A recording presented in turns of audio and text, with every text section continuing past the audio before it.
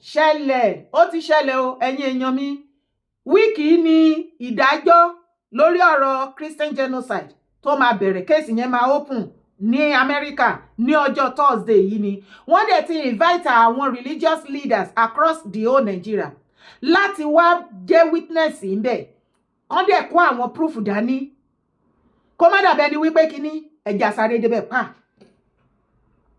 U.S. Congress begins full-scale probe into Nigeria's killing.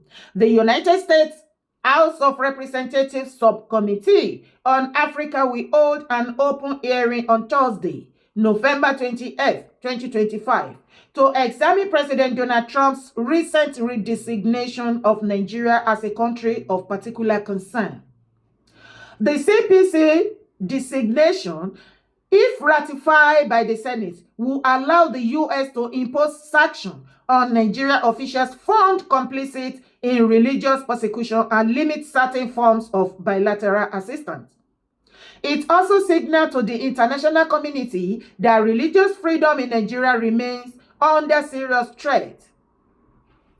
Ṣé wá rí àárín tí mo fẹ́ kà fún yín àwọn paragraph yìí mo fẹ́ kẹ́ farabalẹ̀ kẹ́ bá mi gbọ́ dáadáa.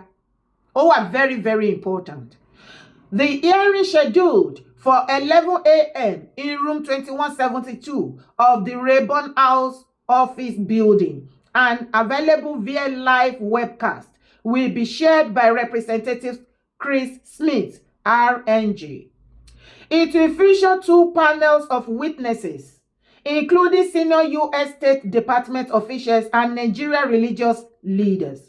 The invite to the members of the Committee on Foreign Affairs cited by the Punch, you are respectively requested to attend an open hearing of the Committee on Foreign Affairs to be held by the Subcommittee on Africa at 11 a.m. in room 2172 of the Rayburn House Office building. According to the invite, panelists will include Senior Bureau Officer of the Bureau of African Affairs, Jonathan Pratt, and Deputy Assistant Secretary of the Bureau of Democracy, Human Rights and Labor, Jacob McGee. Ẹ ti gbọ́ nísìnyí pé ní on 28 ìyẹn ọjọ́ Thursday week tá wà yàbí ní 11 a.m.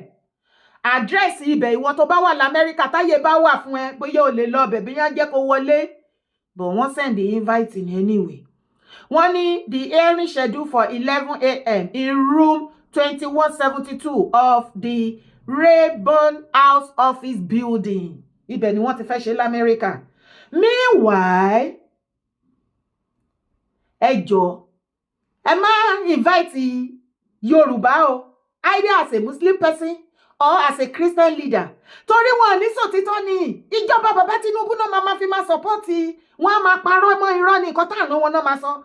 Ẹ má invite any religious leader nílẹ̀ Yorùbá o. Wọn ò ń ṣe olóòótọ́ èèyàn o. Wọn ò ń ṣàgbáre o. Wọn ò ń ṣe good leader o. Irọ́ náà máa wá pa fún yín bẹ́ẹ̀. Ẹ má invite wọn ibẹ̀ ní kọ́kọ́ là ń lọ wàhálà ti ṣẹlẹ̀. Àwọn Hausa ti yarí o. Wọ́n ti yarí mọ́ Fúlàní lọ́wọ́ ogun ti ṣẹlẹ̀ ní north. Wọ́n ní nísìnyí any dry season báyìí wọ́n ti pàṣẹ pé kọ́ lọ máa ṣáná sí gbogbo igbó tó wà ní north pátápátá. Ìgbé àwọn náà nílẹ̀ kò ń ṣe Fúlàní. Tí Fúlàní bá challenge wọn kí ló dé tó ṣáná sí gbó, àwọn á lè sọ fún wọn pé ilẹ̀ Hausa náà pé bí kì í ṣe ilẹ̀ Fúlàní. Wá wo video. That is what they are doing. So they have already declared war. Now from now to election period, we don't know how we are going to survive. Let everybody know this. So your movement, you must be very careful. And I'm pleading, sir, this coming week, all farmlands will be harvested. Not only that, sir, I can't carrying a cow shikida. Bara ati wuni abuba. Once it is dry season, burn every bush. I'm the one saying it. Fulani does not own any bush. And if they are not happy with this, they should take an action against me. Burn every bush that belongs to us. Yes. Enough of this. But in short, we are saying this thing that Fulani should stop grazing on our land. Yes. Since I'm on record, Fulani should stop grazing on our land because grazing is a subtle way of terrorism. They acquire arms, they carry arms and use grazing and hide themselves. Either they will come and pin down for late evening hours, or they will go and open fire on someone who is moving. So security should stop that. And please, Ina roka, stakeholders action. Na quick. If need be, go Jimmy, let's go and see the sector commander and tell him the two Fulani should not cross this point.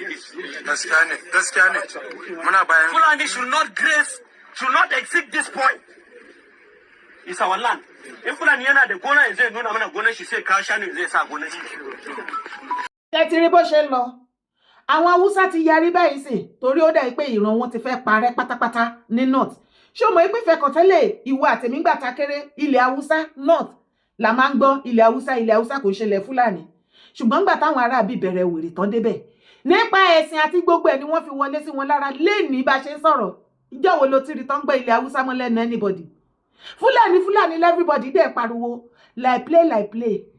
Ṣé kò ṣe bó ṣe máa wọlé sílẹ̀ Yorùbá náà lélẹ̀ with the support àwọn ẹlẹ́sìn mùsùlùmí tó wà ní àárín wa nílẹ̀ káàárọ̀ òjíire wàhálà ti dé.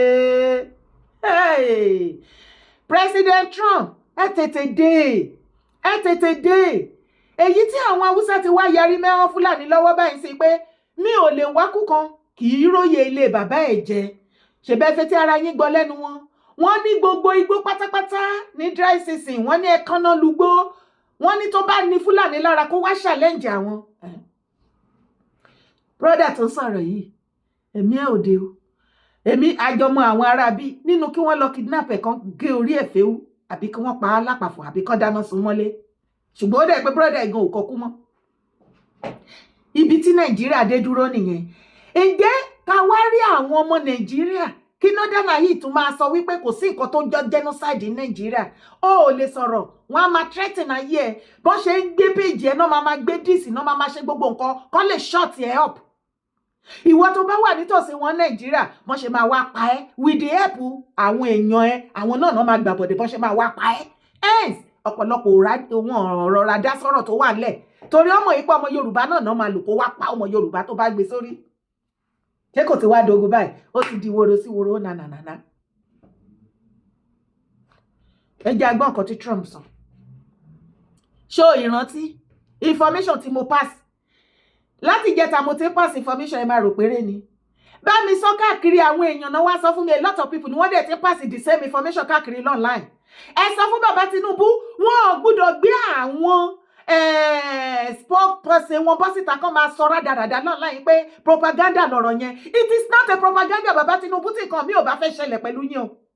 Òtítọ́ ọ̀rọ̀ ni o wọ́n ní gingivitis attack ń bọ̀ ó máa mì Nàìjíríà ẹ̀dẹ̀mọ̀ nǹkan tó bá mì Nàìjíríà ó máa mì gbogbo Áfíríkà. Bàbá Tinubu lórí ẹ̀yin lọ́kàn yìí náà ni ṣe rí muslim ticket ẹ kó họ̀wọ̀ hù sí wa lọ́rùn. Somebody like me nígbà tẹ́ bẹ̀rẹ̀ ìrìn àjò yìí tẹ́ fẹ́ bẹ̀rẹ̀ ní ìgbà tẹ́ bẹ̀rẹ̀ mo sọ fún yín mo ní bàbá Tinubu kò sí nǹkan kan tẹ́ máa rí ṣe níbi tẹ́ ẹ lọ yẹn kò sí nǹkan kan wàhálà yìí máa pọ̀ àwọn people they will come for us ogun máa ṣẹlẹ̀ ṣùgbọ́n nítorí àǹfààní ara yín nìkan tẹ́ ẹ̀rọ tọjọ́ ọ̀la àwa innocent people tẹ́ ẹ̀rọ ti ràn wá tẹ́ ẹ̀rọ anything tẹ́ ẹ̀rọ ti kọ́tàrẹ́ ẹ̀bí ní ilé ìwúyà ọkùnrin gbogbo wọn ìjọba yìí èyí ó jẹ ìkóúnjẹ lẹ́nu wọn kò sí kankan bẹ́ẹ̀ tó kò sí kankan tí gọ́ọ̀mẹ̀ntì tó ń gbé sílẹ̀ tó fẹ́ lẹ́sìn ìdájọ́ lẹ́yìn ẹ̀ wá ní ìfẹ́ mi kú ẹ̀ ti wá tọmọ ẹja lóore because of your own political gain. ẹ̀yin ọmọ ẹlẹ́dẹ̀ẹ́dẹ́ yẹ bí ìwé ìgbà ìfọ̀ ọ̀pọ̀ ẹ̀rọ ìjẹ́ ọlọ́wọ́ tí ó kọ̀ kó gbó.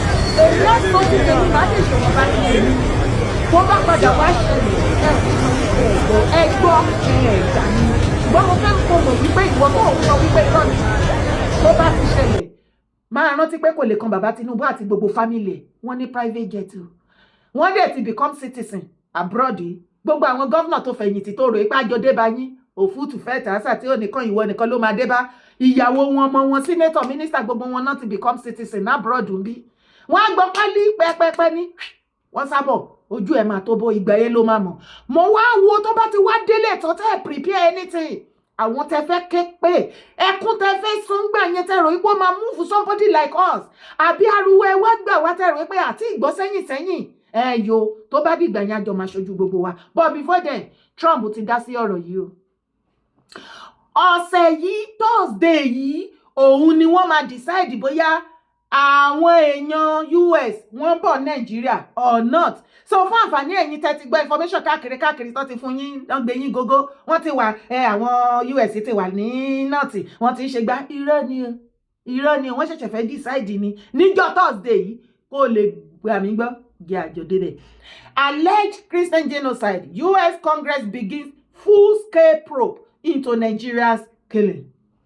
The United States House of Representatives Subcommittee on Africa will hold an open hearing on Thursday, November 28, 2025, to examine President Donald Trump's recent redesignation of Nigeria as a country of particular concern. The CPC designation, if ratified by the Senate, will allow the U.S. to impose sanctions on Nigeria officials found complicit in religious persecution and limit certain forms of bilateral assistance. It also signaled to the international community that religious freedom in Nigeria remains under serious threat. Bí mo yé bẹ́ẹ̀ sọ̀rọ̀ yìí, wọ́n ti yọ orúkọ ṣé àmọ́ ẹ̀pọ́n ti yọ bàbá Tinubu ti lọ bá àwọn UK gbogbo wọn tó ti lọ parọ́ tó ti ṣoríṣiríṣi, wọ́n yọ Nàìjíríà kúrò ní under religious threat káàkiri àgbáyé. Ṣùgbọ́n nísìnyí UK gan ti bínú.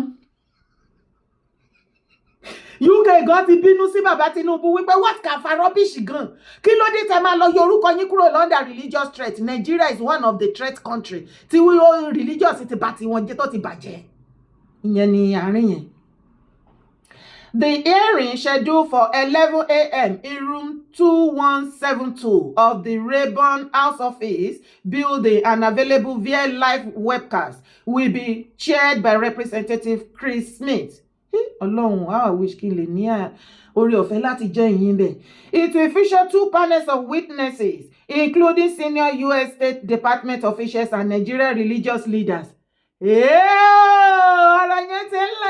are getting closer. The pressure is getting worse. Okay. Tó jẹ́ sí wípé President Trump máa jókòó báyìí. Àwọn Nigerian religious leaders máa jókòó báyìí. Àwa fojú ajé kò ní sọ. Ó yá with many witnesses and many proof. Ẹjọ́ ẹ̀yin religious leader tẹ́ fẹ́ lọ represent Nigeria bẹ́ẹ̀. Ẹ kó a lot of OBTBT. Proof dání tẹ́ bá need more proof. A lè dájọ́ fún yín o. Ẹ ṣeun. Àbí kí ló ní mo sọ? O.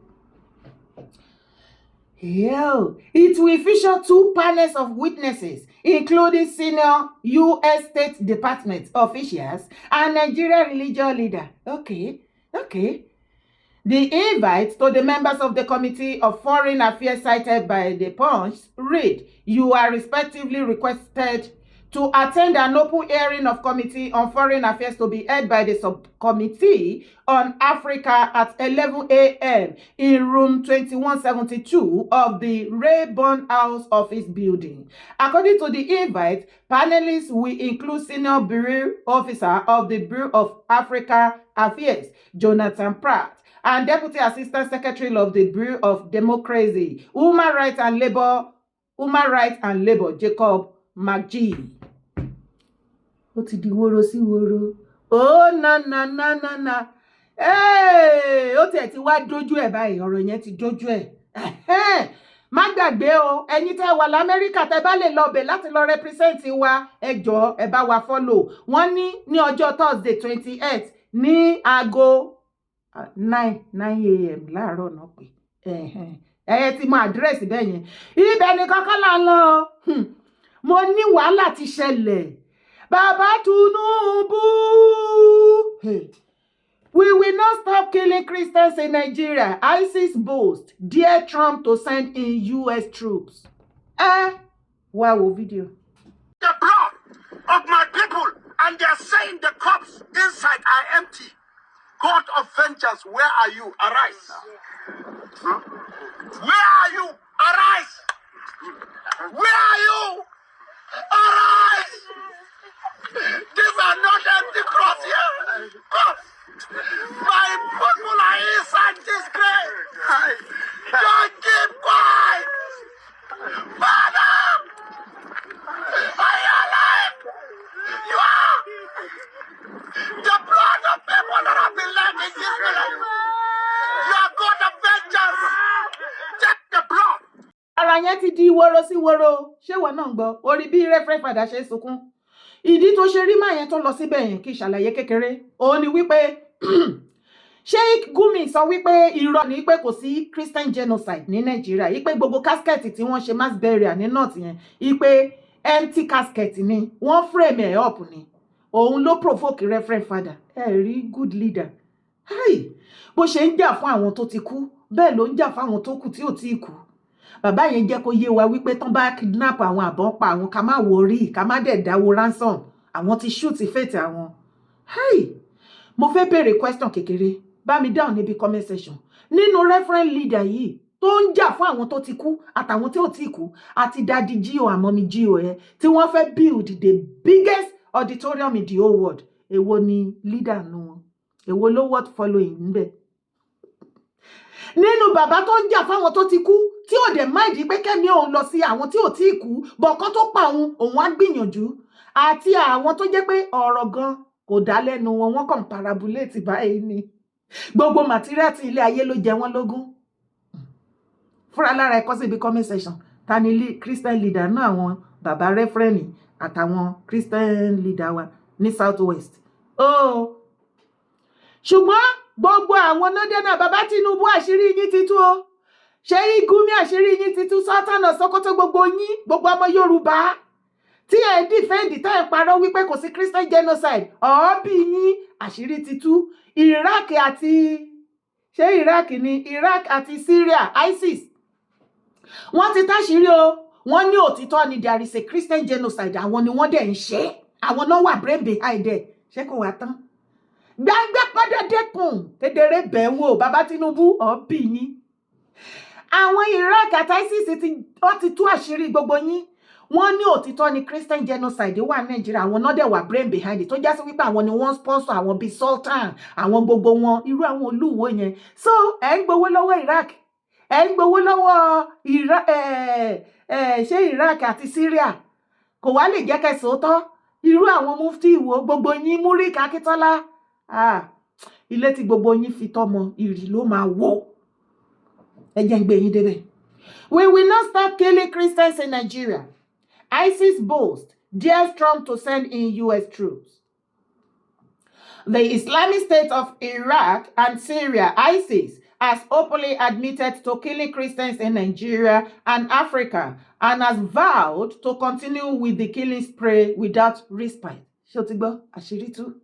When you see Sultan or anybody, Gumi, gbogbo wọn àti everybody tó bá ti wá bọ́ síta, àti any pastor àbí Mùsùlùmí nílẹ̀ káàró jíire tó bá bọ́ síta tó sọ wípé wọn ò pa Christian, kò sí Christian genocide, jẹ́ kó máa yé wọn wípé àwọn ISIS o, àwọn Iraq àti Syria wọ́n ti sọ síta wípé àwọn làwọn pa Christian nínú Lagos, nínú Nàìjíríà, wípé òótọ́ ni there is a Christian genocide. Máa bá mi fi hàn wọ́n bẹ́ẹ̀.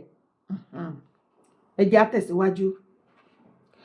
Mario Navwa, a Lebanese-Australian journalist, the Islamic extremist group dare US President Donald Trump to go ahead with his threat of a military intervention in Nigeria due to the ongoing killings, saying the group will match the American soldier bullet for bullet. Mo ní wọ́n ní wàhálà fẹ́ ṣẹlẹ̀, rò pé mò ń ṣeré ni. Wọ́n ní ó máa shake the whole Nigeria. Nìkan tó bá lè shake the whole Nigeria. Àfàìmọ̀ kó má shake the whole world níbi tá à ń bá lọ. Torí àìmọye Western world tó fi Nigeria mi. Àwọn èèyàn mi bẹ́ẹ̀ ni mo wà concern. Bẹ́ẹ̀ ni pé kí ní agbára kan, kí ní nǹkan kan tí mo lè fi kó gbogbo yín kúrò. Ká wá fi wọ́n sílẹ̀, kán fèsì ara wọn. Ṣé ti gbọ́? Àwọn Syria àti Iraq wọ́n láwọn làwọn sponsor Christian genocide. Àwọn dẹ̀ ready, wọ́n díẹ̀ President Trump àti troops ẹ̀ tó fẹ́ wá fi gbèjà àwọn Christian ní Nigeria pé àwọn ready bullet for bullet. Do you know what that means? Navwas, who is also an influencer and podcast host, said the terror group described any US attempt to defend Christians as an act of hatred against Islam. That àwọn US President Trump wọ́n fẹ́ wá defend àwọn Christian tí wọ́n pa anyhow. Àwọn ISIS sọ wípé Iraq àti Syria sọ wípé ogun ni. Ipe wọ́n fẹ́ wá protect àwọn Christian Nigeria. Ó mì wípé wọ́n fẹ́ wá gbógun ti àwọn Mùsùlùmí ni. pé wọ́n hate àwọn mùsùlùmí ni. Ẹgbẹ́ àmì kí ló ń ṣẹlẹ̀?